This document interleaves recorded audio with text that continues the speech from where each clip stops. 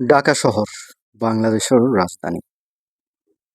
যে শহরের মধ্যে বাস করে কোটি কোটি মানুষ, প্রায় 100 কোটি মানুষ।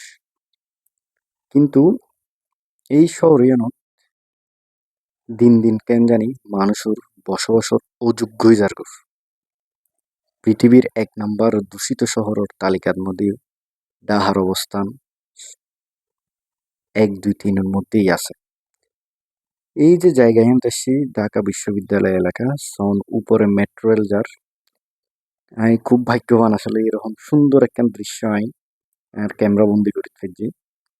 এই মরিবে দেখতে নাকি উনি বলে যে রাজু ভাস্কর্য। এই মুরগরে হয় আন্দোলন মোর। এই যে হাসনাত স্যার দিছি তারা এনে যে হনো কিছু হইতে না পারে।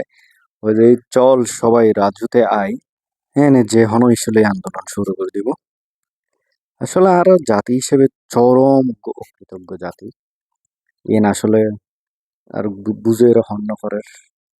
আরেকখান হতে হলো যে আর এই বাঙালি জাতি হইলো যে আসলে সবসময় পরাধীনতার শিকলে বন্দি থাকতে পছন্দ করে।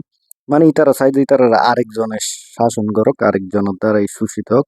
ইয়ে নি মাথা তুলে কোনোদিন দাঁড়াইতে না চাই। ইয়ে নি আর বাঙালির একখান ব্যর্থতা।